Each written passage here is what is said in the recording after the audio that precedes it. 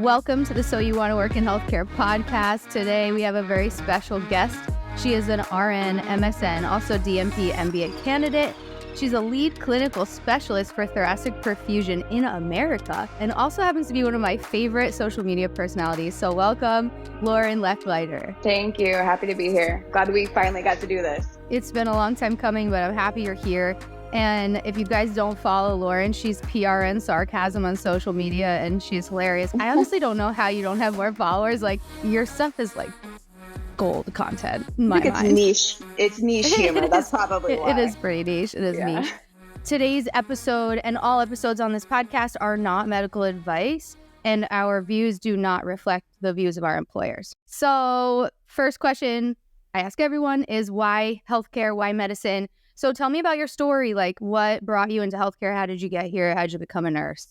Yeah, so this is kind of maybe a bit of a different answer than like I wanted to help people, and which I did, but I grew up in healthcare. My father was hit and almost killed by a drunk driver when I was 3. So I've never known any difference. So my first chores were like cleaning the wheelchair, helping him with his trach cares. So it was just really embedded in like my childhood. Fast forward, when I was 10, I was diagnosed with a bone tumor. So then I just had that whole experience myself.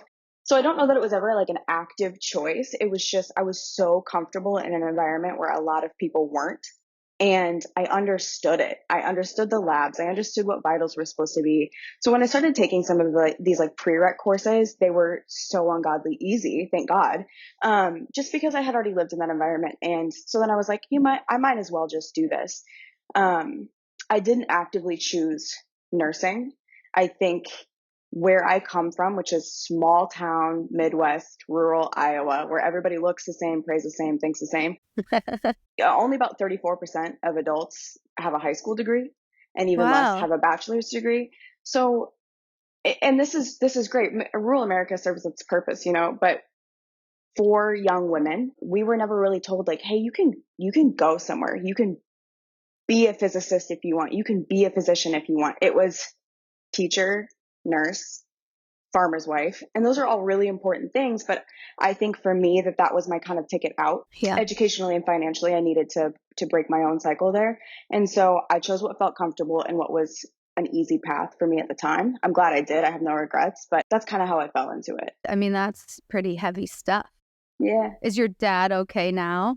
Yeah, he's permanently disabled, and he was 32 when it happened at the time, which is my age now, so I can't imagine. But he makes the best of it, and it's he's okay. Good. It's interesting how a lot of us have these like experiences as children, and then with healthcare, and it kind of guides us into healthcare, and it makes so much sense that you were just comfortable with that. It was always in your life, I guess, since you could really remember. So. Wow. And then tell me about the bone tumor. What kind of bone tumor was it? It's complex, and I honestly had it easier than a lot of the other patients and that I was seeing in there, but everything is good. I got a graft, and we're all good. I do my yearly scans. Good. But yeah, it kind of reiterated to me that I wasn't afraid of the hospital, and doctors didn't scare me. I actually liked them. And so that was maybe kind of meant to be. Yeah. So you had a good experience in healthcare. Yeah, I did. I feel like it's either the one or the other, right? Either you have a really good experience or you have a bad experience and you want to fix it. So then you kind of just found yourself in nursing because it was comfortable for you. So where did you go to school? Did you go locally? Yeah, so I went to Coe College, which is a small liberal arts school in Iowa. It's only about 1,300 students. So for some people, that's like their high school size. But my graduating high school class was 87 people. So a 1,300 person campus was huge to me. Until about my sophomore year, when I was like, oh, this is just high school elevated. Yeah. So I went to Coe College for undergrad, loved it. I wouldn't have done it any different. I went on a music scholarship. Cool. And then I did my master's in Phoenix and DNP MBA between St. Louis and Baltimore. So all over, really. But yeah, all roads lead to Iowa at one point. This is going to sound like a dumb question, but when you have like DNP MBA candidate written, you're done with your DNP MBA. I'm done with my DNP. I've added the MBA portion to it. So it's one consecutive degree. So I can't say I have it because I have like this much left, but you know, life. So cool. Good for you. I've always thought about doing an MBA. I just like haven't gotten to that point yet, but I think a lot of jobs look for an MBA in leadership. So And honestly, once you're used to like navigating helping people stay earthside for a living, the MBA aspect and the numbers and the ROI, it's not easy, but it's manageable. I'm glad I did this order. Were you true bedside nurse for a few years before you did what you're doing now? Or Yeah. tell me about what you're doing now, because I did not really look into it at all because I wanted you to just give me the whole story. Yeah. So, first and foremost, I will always be a bedside nurse, nurse always. I think that when you elevate to levels that are above that, and then you're asking nurses to do different tasks or be malleable to certain new protocols, that if you're not in it, you can't ask them to do that. So my number one thing is I'm always a nurse number one, and I will always work at the bedside. So even in my current role, I pick up shifts in the ICU because I'm not above it. But yeah, right now I work as a clinical specialist for a med device company that runs perfusion for organ transplantation. So I started as a bedside nurse at the University of Iowa, go Hawks, in a very unique unit that took like post lobectomy, post esophagectomy straight from the ER or the OR, excuse me, LVADs, heart transplants, lung transplants, all EP patients, all heart failure patients. So like we got all of it, and it was just an absolute like mind explosion as a 22-year-old. But it set me up in the best populations that I like to care for, which is heart failure and transplantation. So I worked there for about 4 years, was charge nurse within the first year because that's how it goes, and really felt comfortable. I think that you shouldn't seek an advanced degree or seek to be a travel nurse or anything unless you are comfortable with every roll of a code by yourself, essentially. And so that was Yeah. my comfort precipice of what I needed to do before I was a travel nurse. So then I traveled, went to Alaska, went to Dallas, went to Baltimore, Cool. California. And then when I wanted to come back to the Midwest and settle down, my husband also works in ortho. So he really wanted to be back in the Midwest. His family's here. So we came back from Alaska to the contiguous, and I was like, I need to do something different. I worked for an OPO for a little bit, allocating organs, running donor criteria. Tell our viewers what an OPO is. Yeah, it's an organ procurement organization. So anytime somebody wants to be an organ donor, this is the kind of company or program that will facilitate that, because it's not the hospital's job. But then I had worked COVID ECMO the entire Wow. pandemic. I sat bedside, and that was horrific for anybody who worked it and anybody who experienced the patient side of it. And from there, I think it really solidified my love of perfusion and pumps. They're great. I'm such like a trinket tinket type person. I just want to build things and see how they work and see how we can affect patient care with it. So from there, this position that I'm currently in kind of fell into my lap because it's running ECMO on organs that are being assessed for transplantation, which is just the best of all of the worlds to me. Awesome. That is really cool. I mean, I really only understand a little of it because I can only fix bones, but not only, I can't do that. I mean, I don't even do it. My boss does it, but it's like that stuff is so foreign to me. So when I walk into a room of a patient who's like, in our step down unit, 'cause we don't really even have a technical ICU, I'm just like so overwhelmed. And I give kudos to the nurses, you guys, like for figuring all of that stuff out and managing all that, because it's like on another level. But that's very interesting. And I like how it just fell into your lap, and now I like how much you like it. You seem like you really love it. Yeah. Well, and I mean, to be fair, I did set myself up quite well for that, right? I honed in on my specific interest. I got to the top of the level of what you could be for a bedside nurse in that specific interest. And then the things come to you because there are so few people who do that. Yeah. And back to what you said about not, you need to be able to still do the tasks before or while delegating them. So I think that's like such a commendable trait. And I don't know if you saw, but I interviewed a couple of nurse managers on a couple episodes ago, and they were like so big on that. Like you have to be able to just like be in the trenches with everybody. And I think it goes for any job really. And same as me being a PA and precepting students, like I'm not going to ask a student to do anything I'm not going to be able to do too, Yeah. So. Or that you don't know how to do. That's so unfair. Yeah. So I think that there should be a federal, honestly, and this is such a controversial take, but I think that there should be a federal mandate that every nurse leader, manager, administrator has to work 80% in their given role and 20% on the floor. I mean, I'd be down with that. It makes sense. Yeah. It makes sense because it just makes people feel like it makes the team feel more comfortable too. It's like, you know how it is. But yeah, I'm not against that. Yeah, you want to respect your boss. You want to know that your boss knows what you're doing. Could you go into a little bit more detail? Let's just say, like, lay out what a typical day looks for you in your job as, would you say a perfusionist, or No, what do you so I actually? didn't go to perfusion No. school, not a perfusionist. Okay, so that's different. Yep. Yeah, so perfusionists are usually RTs that go to like a different perfusion program.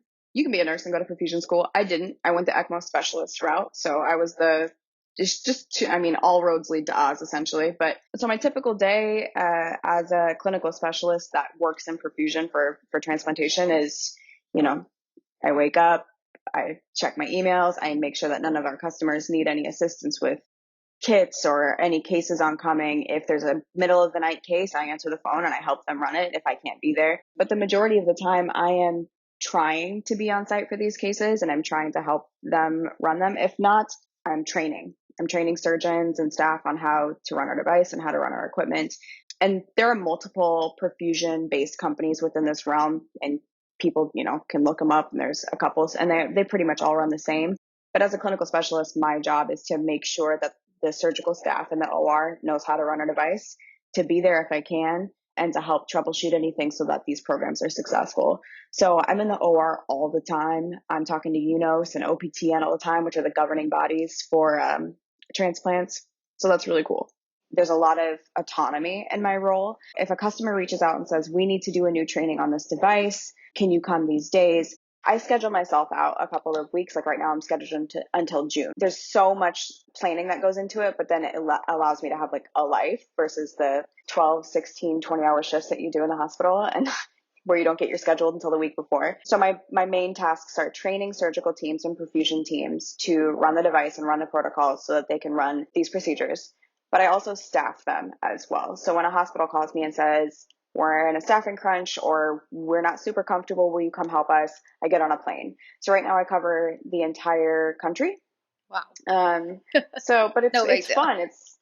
Whatever. So it's a good way to see things. It's a good way to interact with some, world-renowned surgical teams, which is pretty cool. And everybody in this role for different companies feels this way.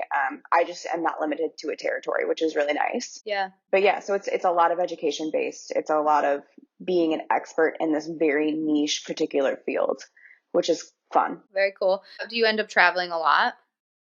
Yeah, so I'm probably flying twice a week, 3 weeks of the month. Wow, twice a week. Yep, I mean, probably have some good points. I do. Is it hard? Is it hard going around to like constantly having to learn a new place, a new hospital, or do you kind of like that? I don't particularly love how different every center does things, but that also kind of got beat out of me as a travel nurse. Like you show up, you're a guest in someone's hospital, you do what they want to do essentially, as long as it's not, injurious to anybody, and you adapt. It is hard. It's more hard not being at home, I think, right now. I'm getting older and I'm turning into an antisocial like hermit. So I know. I'm always like looking like, what could I do from home that I don't yeah, have to leave? Although I like the interaction. I don't know if I could do a completely like work from home job, to be honest with you. yeah, no, So this is your job with the medical device company, basically, but you also pick up shifts at your home hospital as a I bedside do. nurse. Yep, I will live and die in the ICU. So I probably pick up 5 shifts a month, give or take. And it's only because, and they're not full 12s anymore. I only pick up 8s because, I'm old. But it's only because I have so much more time now that I'm not working at the bedside, that I don't feel like my days off are just spent rotting in bed with like Gatorade and prayers. Curated prayers. So does that mean that the perfusion job is kind of like intermittent? Are you doing something for that as well every day, or is it just as needed? No, it's pretty constant. The perfusion aspect is what propels our device, and when I'm not physically running it, I'm reading the protocols, and when I'm not physically reading the protocols, I'm lobbying legislation for donor rights. But it's pretty constant. Even when I go pick up shifts at the bedside, I'm running ECMO, so it's like Really? Okay, yeah, that was my question. Like, Yeah, you're basically picking up overtime. Like, you're working yeah. extra hours for sure. Okay. But it's still less than what I worked as a full-time nurse. Really? Yeah. I mean, the hours itself, not the travel time, obviously, but I'm all about that these days. I'm over the whole work hustle, I'm done 60 with it. hours a week, Yeah. done with the hustle. No thanks. I can't eat a Pop Tart and go into the shift anymore. I'll be in a I diabetic crisis. know. It's I know. ibuprofen and like a gulp of air and just like positive vibes at this point. So true. So true. Help me. So you touched on your academic process a bit. Where are you located right now? Minneapolis, Minnesota. Oh, you're in Minneapolis. Okay. But you went to school in Iowa. I did. Okay. And then how long was nursing school? 9 years. So 4 years 4 years undergrad, master's, NP, DNP, MBA. Wow, 9 years. Okay. You're doing your MBA online or are you doing it in person? It's a hybrid program, so I have to be on site for certain presentations and lectures and like projects. But the majority of your basic accounting things are online because yeah, you don't have to sit in a classroom for that. I prefer to learn online personally, other than obvious physical skills that I need to do. If you're learning to how to put a chest tube in online, then you No. need to reevaluate. But Yeah. yeah, Yeah. I can do Yeah. spreadsheets online. What made you choose this path? Like, what made you choose DMP versus like a nurse practitioner kind of role? Yeah, so I originally thought that I wanted to be a nursing professor. I like the academia lifestyle, but I cannot get myself out of the OR. I just can't let it go. So that's what I got my master's in, was nursing education, and then I quickly kind of let that go. But I did teach for a while. I wanted to do the highest terminal degree I possibly could aside from a PhD because I'm not that crazy, maybe one day, because I do want to work within legislative bodies and I need to have the credentials to support that. I like try to stay away from like legislation and politics, but we need people like you. So Yeah. that's great for someone who's listening who might want to follow the same path as you. How much did it end up costing in the end? You can do it a lot smarter than I did it, to be completely transparent. So when I left high school, I was, for, all transparency purposes, a ward of the state. So FAFSA didn't apply to me. So I was going in as an emancipated minor, had no guidance, had no idea what the heck I was signing up for when I signed up for some of these heinously predatory loans. If I was going to redo it, I would have gone to a state school, not a private. Not that I didn't love my experience, but my undergrad cost $76,000. I paid 30 of that after my academic and music scholarships, thank God. But yeah, state school, you're going to get the same education. Honestly, nursing school is nursing school. It's brutal, it's hard, and it's not indicative of real life. So just know that going into it. Master's programs do get pricey, but you have to be really, really smart about what you choose and how much they're going to support you, particularly if you need clinical placements. Don't go somewhere that can't support you in that. So I paid another 22 for my master's and another 27 for my DNP MBA because a lot of my master's classes matriculated in. So overall, 120, 121K in debt. There's a path that you have to follow to be in certain roles, and this is what I had to do. So Are you planning on, or are you currently doing any like loan forgiveness programs, or are you just kind of paying them off on your own? yeah, so I was in a loan forgiveness program when I was working at the University of Iowa because it's a not-for-profit state-funded hospital. Right now, I don't qualify for those things, and my income cap, we can talk about income transparency too if we need to, is a bit over that. And to sound like a bleeding heart and maybe a little bit of I don't know, crazy person, but I make the money and I can pay it back, so I Yeah. do. And I think that those programs are for people who are in different positions than I am, and I'll own it. If Yeah. that makes me sound crazy, fine. No, it doesn't make you sound crazy. I mean, I did a loan forgiveness program, and in the last few years, I probably didn't need it, but I was, 7 years in or six Yeah, years in, and I'm like, well, it's there for me. So if yeah, it's there for me, I'm gonna continue to use it. Plus, I came out with 260,000 hmm in debt after yeah, undergrad and PA school. So I'm like, you know what? I yeah. work That's hard. for you.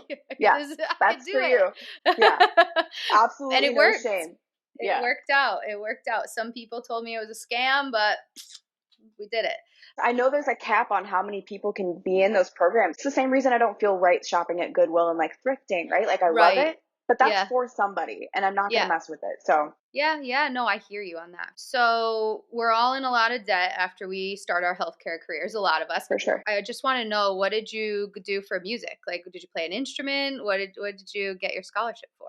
Yeah, I played the French horn, so I was an orchestra Ooh, girly. Yeah, so cool. French horn, piano, violin, trumpet, those are all my Wow. repertoire. So I wanted to go on an athletic scholarship. I ended up getting hurt before going to college, so it didn't work out, but music was a solid backup choice, even though I think I probably enjoyed it a little bit more. What did you do for sports? Track and gymnastics. I know you can't see it, but I'm only 4'11", so I'm like the Oh, perfect really? build. Yeah.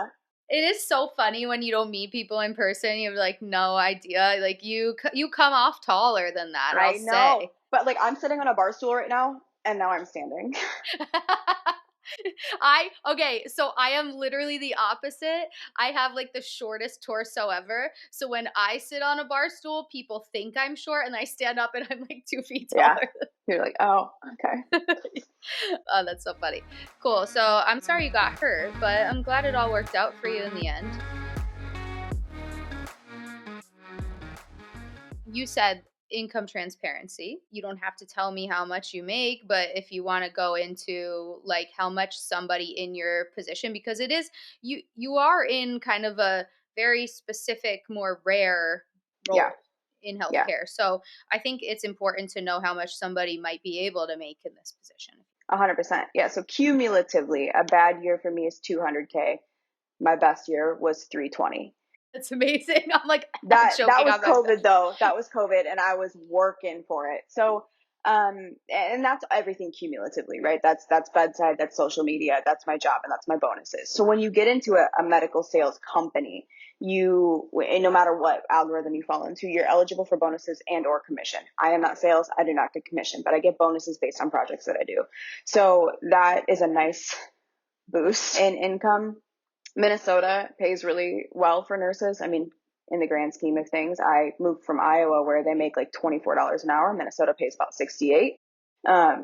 Yeah, I was hurting. But so when I pick up shifts, $68 an hour is nothing to scoff at. And it really supports, still wanting to do that, because if I were anywhere else, why would I waste the time, essentially? And then, yeah, social media pays a bit, not a ton, but it does. So I'm sitting pretty. I nice. can't complain. Yeah. And some like clinical specialists, it depends on what company you're in, and what their algorithm and their protocols are. My husband works for a med device company and makes about 80, and that's normal. And so it just depends. Yeah, it's just so different, and I think it's very cool that the medical device side, but you still get to be so clinical. Like you said, Yeah. you're in the OR all the time. I would love that. Like it actually sounds like if there's a job in ortho like this, it sounds like like an ideal job for me, because I am so hands on, and I think it sounds like you are too. So good job to have, people. I think our listeners and viewers might want to look into this, even though it sounds like there's only one position in the country. Is that right? Yeah. Yeah. I mean, other companies have similar positions. I'm the only one for mine for now. And again, I'm not speaking on behalf of my company. But when you're in the perfusion world and you're running a machine that only a certain amount of people can run, it pays. So it does really pay to perfect your craft. I agree. 100%. All right, let's get to my favorite question. We already talked about the things you love, but if there's one thing you love about your job, let us know. And then what do you hate about it? If you hate anything, what do you not like about it? And also you can talk about nursing and your current job, Yeah. whatever you want.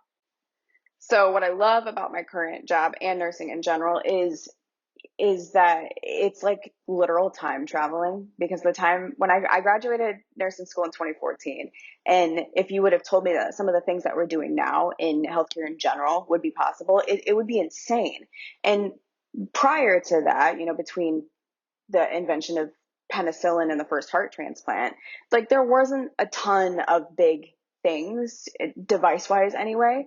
And so now you're just seeing all of these things that can prolong life and enhance life for individuals, like my dad who's disabled and needs something. And that's the thing that I hate simultaneously. I hate that just as much as I love it, because when I pick up those shifts in the ICU and I've got to 90-year-old on ECMO or a full code with, riddled with cancer, and the family doesn't understand. The lack of healthcare education in this country makes me want to scream. And I feel like we do too much sometimes. And I think that that's a general feeling in all of nursing across the board. So, like, you have to constantly ask yourself at what cost and whose cost. And one of the biggest things that I walked away from COVID was borrowed grief. I would come home and just be wrecked over these deaths of people I didn't know. And I started to not only compassion fatigue, but I started to recognize that that was kind of an overarching thing in my entire ICU career, because I've always worked at level 1 trauma centers. I've always worked in big transplant hospitals. Put a balloon pump in anybody. We'll keep you alive. But like, should we? Like, at what suffering point, So the things that I like are the things that I hate simultaneously. It's definitely a double-edged sword. Interesting. Yeah, you're the first person to give that kind of answer, like where it's the same answer, but it Yeah. makes perfect sense because it's just like it's so important what you said about healthcare education. It really is lacking. Like I I don't know how to make it better for everyone, but I really think in like grade school, high school, we need to learn how to do taxes and run a business and also like how the healthcare system works and how to advocate for yourself, but also like with some knowledge, right? Because Yeah. Yeah. I think the thing that I run into sometimes is now, everyone's on social media and there's a big push to advocate for yourself. And I'm all about advocating for yourself and your family members, but in a way that makes sense because if you don't have that knowledge, which isn't it isn't the person's fault really to not have that knowledge, but you can't properly advocate and it doesn't always make sense. So yeah, it's like One of my favorite physicians, Bartley Griffith out of University of Maryland, said the system is broken, the people aren't. And like, I have reiterated that to myself constantly, because when patients come in and they've got this stack of like WebMD and like whatever they found on Facebook, I'm like, I'm not going to make fun of you for bringing to me articles that are, they're trash, but we're going to go through them together. We're going to figure out how you can figure out to avoid this, because yeah, yeah. you're trying to advocate for yourself with a document that tells you to put garlic in your rectum, and like, let's talk about it. Like, let's think about this. So yeah, we've got to do a better job. But where do you start? Yeah. And sitting with your patients and your patients' families and going through that is it takes time, but it's super important because, like you said, it's not their fault that the only resource they know or have is WebMD, Facebook. Facebook. Mm, I know, but it's good. I like educating people on the truth. I'm a big like justice girl, so yeah.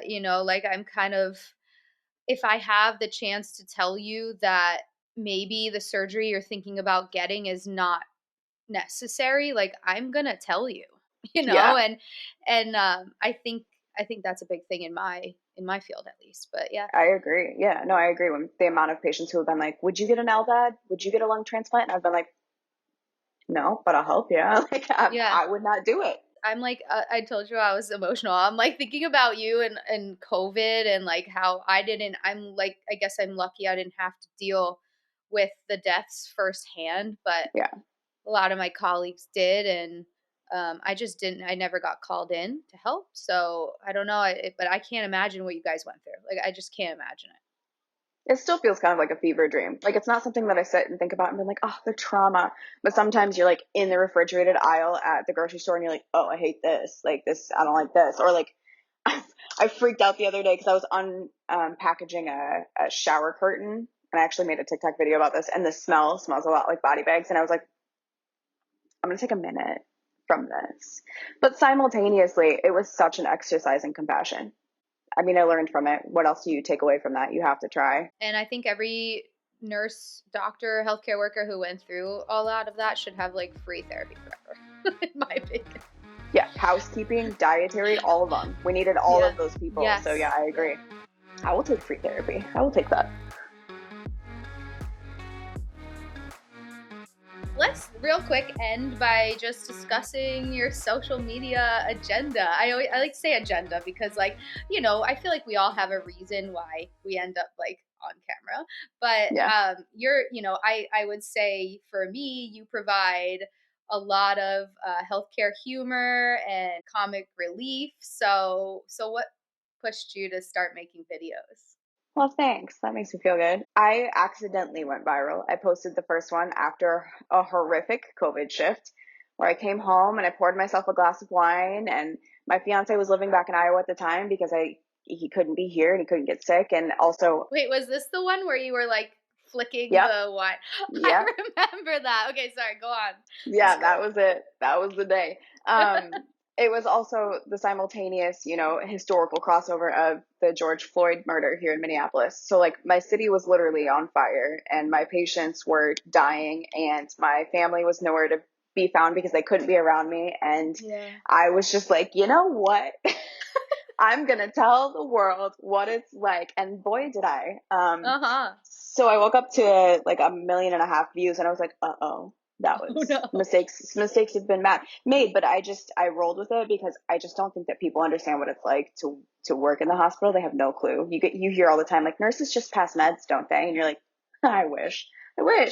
Um, but simultaneously, I do want it to be a little bit more like informative about the generations of nursing and the devices and the types of procedures. And, I started to get death threats over a couple of the organ donation videos, which means that the information is prudent. Like, people need to hear this. So I guess I went the other way with that. But yeah, it's for laughs, it's for education, it's for fun. It's my debriefing sometimes.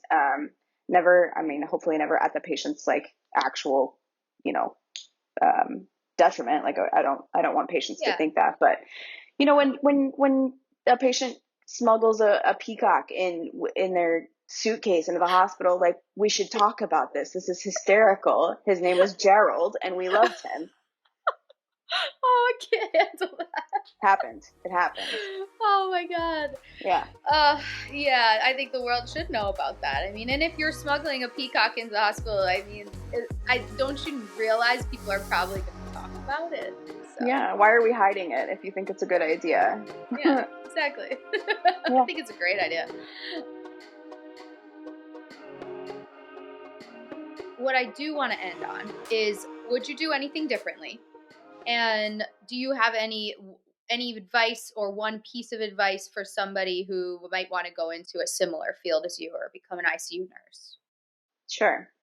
Would I do anything differently? Oh, that's loaded. I wouldn't be here if I did. But I do think that in another life, I would have liked to work solely for like the UN or like global aid or something. And I think that if I came from a different family and a different background and, didn't go to college with $800 in my pocket, that I would have gone to medical school and probably gone on to be a surgeon. But that's just a different life. And when you come from where I come from, there's a lot of barriers to doing that. So, nursing is a perfectly respectable field. I'm very happy that I'm in it. I'm very happy the situations that I'm in, and every patient is an ability to be a change agent, which is a unique thing. So those are probably the things that I would change, and probably not be so hard on myself to like gun through all the education. Like, I just thought that I had to get it done, and you can relax. Same. It's all right. Yep. You're gonna turn 30 no matter what. So who gives a shit what your degree is when you do? So Yeah. yeah. So that would be what I would change. And if words of wisdom, and I tell this to every student that I precept and every new nurse and every new colleague that I have, is if you aren't willing to actually care for every patient, find a different job. Yeah, I agree. So yeah, if you can't care for the serial killers that will come in to be your patients from the max security, find a different job. If you can't care for the patient who is on, post-op care for an abortion, find a different job. This is the job. Yep. I loved talking to you today. I learned a lot. I think it's amazing how far you have come, especially given, where you started. And it's really cool what you're doing. I see like you do have so much passion. It's just like, it's obvious. It comes across the screen. Thanks. Like, I hope one day we can meet in person. So let me know when you're ever in New York. May. I'll be there in May. Let's hang out. Okay. This is the So You Want to Work in Healthcare podcast with new episodes every month. Don't forget to subscribe to stay up to date on the latest releases.